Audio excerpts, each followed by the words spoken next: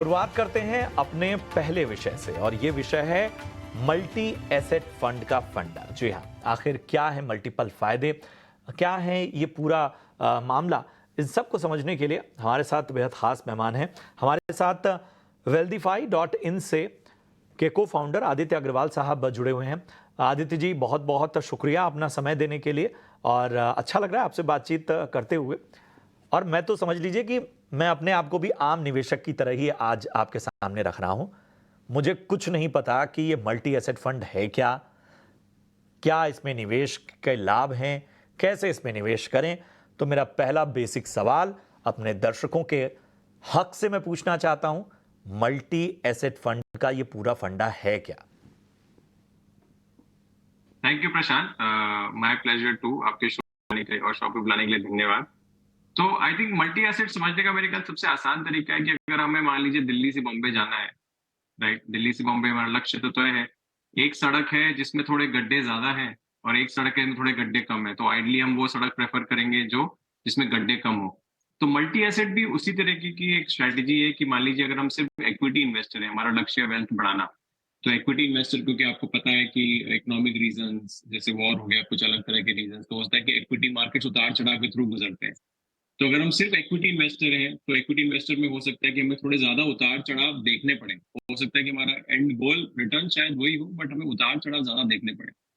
अगर उस हम इक्विटी के उतार चढ़ाव को अगर बैलेंस कर देते हैं दूसरी एसेट क्लासेस से, चाहे वो डेट हो या चाहे वो गोल्ड हो या चाहे इवन रियल एस्टेट हो, तो हो सकता है कि जो हमारी वेल्थ क्रिएशन की जो जर्नी है वो थोड़ी कम गड्ढे वाली जर्नी हो जाए। तो बहुत ही आम भाषा में मैं आपको ये समझाऊंगा कि मल्टी एलोकेशन के क्या फायदे होते हैं। कि फॉर एग्जांपल अगर मान लीजिए महंगाई बढ़ रही है तेजी से, राइट, महंगाई बढ़ रही है अगर तेजी से, तो हो सकता है कि जो हमारे डेट इंस्ट्रूमेंट्स हैं वो डेट इंस्ट्रूमेंट्स की रिटर्न्स, रियल रिटर्न्स कम हो जाती है, और उसी वक्त उल्टा ये होता है कि गोल्ड हमें उस वक्त बेहतर रिटर्न देता है। तो उस वक्त अगर हमारे पोर्टफोलियो में थोड़ा गोल्ड भी है तो जो डेट पोर्टफोलियो से जो थोड़ा हमें नुकसान हो रहा है उसकी भरपाई गोल्ड कर सकता है। सिमिलरली अगर हम इकोनॉमिक डाउनटर्न के थ्रू जा रहे हैं और इक्विटी हमें अच्छे रिटर्न्स नहीं दे पा रही है, तो उस वक्त जो डेट और गोल्ड हमारे पोर्टफोलियो को हमारे पोर्टफोलियो को संभाल सकता है। तो ये बहुत ही सरल शब्दों में मल्टी एसेट एलोकेशन स्ट्रेटेजी के फायदे हैं हम आप और हमारे जैसे आम निवेशकों के लिए। बिल्कुल। आदित्य जी, अब जाहिर सी बात है, कोई भी निवेशक जो है वो जब किसी फंड या अपने निवेश की यात्रा की शुरुआत करता है तो सबसे पहला जो शब्द, जो चिंता उसके मन में होती है वो होती है रिस्क। आप बताइए करेक्ट। कि इसका रिस्क फैक्टर या रिस्क मैनेजमेंट किस तरह का है? तो multi asset allocation fund India में एक्चुअली अगर आप देखेंगे तो काफी सारी म्यूचुअल फंड कंपनीज ने लॉन्च किया है, और उसमें अलग अलग तरीके के मल्टी एसेट एलोकेशन फंड है। अग्रेसिव जो एलोकेशन वाले फंड होते हैं उसमें थोड़ी इक्विटी कंपोनेंट ज्यादा होती है, मान लीजिए 65% या उससे ज्यादा। तो जैसे मैंने बताया आपको सरल सा एग्जांपल कि अगर मान लीजिए सपोज मैं सिर्फ एक ऐसे फंड में इन्वेस्टेड हूँ जो 100% इक्विटी में है, राइट, और मान लीजिए कि मेरे को ऑब्वियसली हर साल मान लीजिए पिछले 2 साल से 20% रिटर्न देखने को मिल रहे हैं, और मान लीजिए जैसे अभी जो जापान में जो क्राइसिस हुई या जो जो वॉर को लेकर लोगों में कंफ्यूजन है, तो हो सकता है कि हमें अगले 1 साल इक्विटी मार्केट्स के उतार चढ़ाव देखने पड़े। तो हो सकता है कि मेरे को एज एन इन्वेस्टर लग रहा हो कि रिस्क है अभी कि मेरा जो मैंने 100 रुपया लगाया वो हो सकता है 1 साल बाद 90 रुपये ही हो, right. At the same time अगर मैं वो 100 रुपये को मैं स्प्लिट करता हूँ कि 65 रुपये में लगाता हूँ इक्विटी में और 35 रुपया लगवाता हूँ मान लो डेट में, तो क्या है, जो मेरा 65 रुपये वाला जो पोर्शन है वो 10% से ही गिरेगा। मान लो इक्विटी पोर्शन है तो मान लो वो 10% से गिर के 60 रुपये हो जाएगा, बट जो मेरा 35 रुपये है जो डेट में लगा है वो 7% या 8% से बढ़ के मान लीजिए लगभग 37, 38, 40 रुपये हो जाएगा। तो नेट नेट जो मेरा पोर्टफोलियो है वो लगभग 100 रुपये रहा, राइट। तो मल्टी एसेट एलोकेशन स्ट्रेटजी से ये होता है कि आपको जो ईयर ऑन ईयर जो उतार चढ़ाव देखने को मिलते हैं, जो आपकी एक तरीके से हम रिस्क भी बोलते हैं, जैसे आपने कहा कि रिस्क तो लगता है इन्वेस्टर को कि मैंने जो मूल लगाया है, अपना प्रिंसिपल जो लगाया है उससे नीचे नहीं आना चाहिए पैसा, तो आपको वो जो दिन है वो कम देखने पड़ेंगे फॉर श्योर।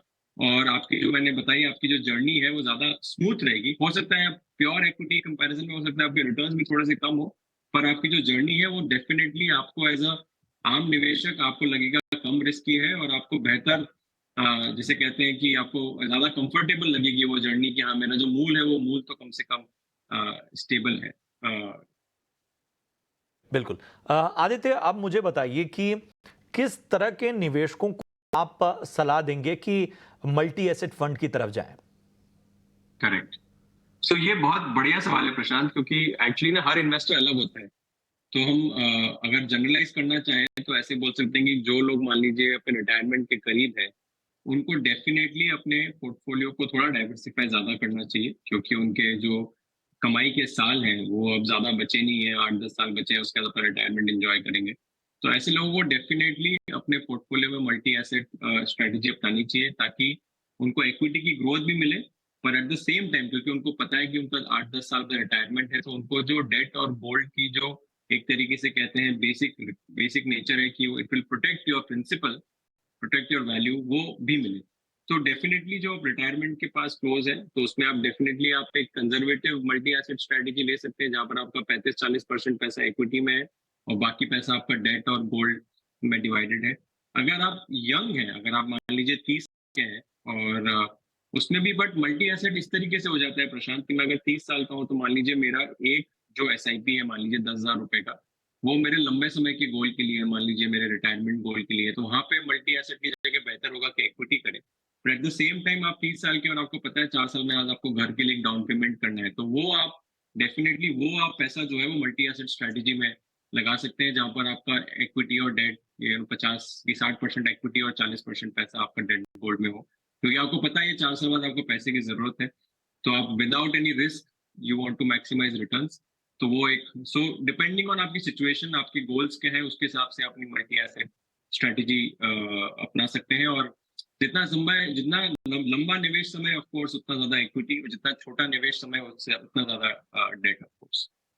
बिल्कुल, तो ये बड़ी स्पष्ट तरीके से आदित्य ने आपको समझाया कि आखिर किस तरह के निवेशकों के लिए मल्टी एसेट फंड की तरफ जाना उचित होता है और किस तरह का रिस्क जो कैलकुलेशन है वो नज़र आता है।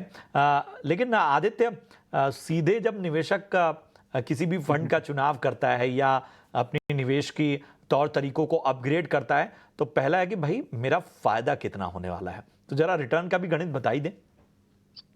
सी रिटर्न तो आप जैसे आपके शो ने ही बताया कि लोगों ने 19 से 31% के रिटर्न देखे, बट देखिए लंबे समय में रिटर्न आपको ये मान के चलना पड़ेगा कि इक्विटी आपको 15% रिटर्न देगी, डेट आपको 7 से 10% रिटर्न देगा, और सिमिलर आप नंबर एक्सपेक्ट कर सकते हैं गोल्ड में।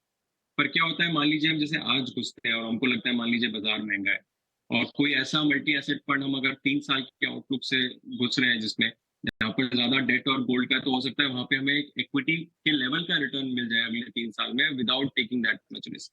तो रिटर्न्स तो लॉन्ग टर्म में अपने एसेट क्लास के लगभग फिक्स्ड है इंडिया में।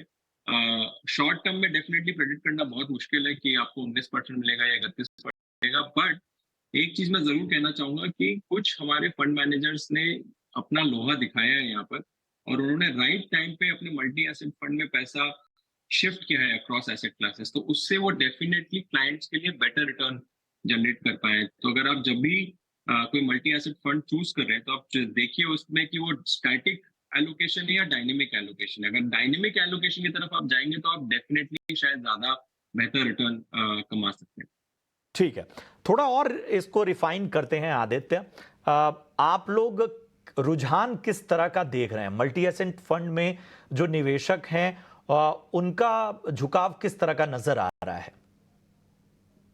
तो बहुत ही बढ़िया सवाल है प्रशांति। तो हम लोगों का एट वेल्दी हमारा ना लगभग 3,000 लोगों का नेटवर्क है, फाइनेंशियल एडवाइजर्स डिस्ट्रीब्यूटर्स का। तो हम जो भी देख रहे हैं कि दो तरह के निवेशक में अगर मैं कहूँ, एक निवेशक जो थोड़े से यंग है पर वो अपनी जर्नी अभी शुरू कर रहे हैं, तो उनको थोड़ा सा जैसे डर रहता है, या उनको अपना जो SIP में तो समझ में आ गया, बट जब वो लमसम पैसा इन्वेस्ट कर रहे हैं, FD से कुछ मैच्योर हुआ है तब इन्वेस्ट कर रहे हैं, तो वो इक्विटी को पूरी तरीके से ट्रस्ट नहीं कर पा रहे। तो ऐसे लोगों में हम देख रहे हैं कि वो यूजली 65-35 की स्ट्रेटेजी प्रेफर कर रहे हैं। 65 मतलब 65% इक्विटी और 35% अदर एसेट क्लासेस, जहां पे काफी क्लियर है कि इक्विटी की उनको ग्रोथ चाहिए, पर एट द सेम टाइम 35% की मल्टी एसेट स्ट्रेटेजी का उनके पास क्वेश्चन है। तो उससे क्या फायदा होता है, क्योंकि ये लोग नए निवेशक है, इनको शुरुआत के दिनों में कोई बहुत ज्यादा अपने पोर्टफोलियो में वॉलेटिलिटी नहीं दिखती है, तो उससे उनका कॉन्फिडेंस बढ़ता है, राइट। और दूसरी तरफ जहां पे इन निवेशकों में जो थोड़े से और सोफिस्टिकेटेड इन्वेस्टर हैं, वो डायनेमिक स्ट्रैटेजी चूज कर रहे हैं, बिकॉज वो मल्टी एसेट क्योंकि पहले क्या होता था प्रशांत कि आपको मल्टी एसेट करना है तो आप fixed income debt mutual fund अलग खरीदिए, गोल्ड अलग खरीदिए, रियल एस्टेट अलग खरीदिए, इक्विटी अलग खरीदिए। बट अब मल्टी एसेट फंड की वजह से आप सिर्फ चारों चीजों का फायदा एक सिंगल फंड में उठा सकते हैं। काफी लोग इस स्ट्रैटेजी को अपना कोर पार्ट ऑफ पोर्टफोलियो बना रहे हैं कि मैं 10-15% पैसा अपना डायनेमिक मल्टी एसेट स्ट्रैटेजी में रखूंगा, क्योंकि जब गोल्ड भाग रहा है या जब डेट भाग रहा है, जब इक्विटी भाग रहा है, तो मेरा फंड मैनेजर स्मार्ट है कि वो पैसा इधर उधर मूव करके मेरे लिए पैसा बना रहेगा। और फाइनल बात, जो थोड़े से एजेड कस्टमर है, रिटायरमेंट के करीब है, वहाँ डेफिनेटली हम लोग स्टैटिक स्ट्रैटेजी और थोड़ा सा कंजर्वेटिव मल्टी एसेट फंड का अडॉप्शन ज्यादा देख रहे हैं, जहां पर आपका इक्विटी परसेंटेज 35-40%।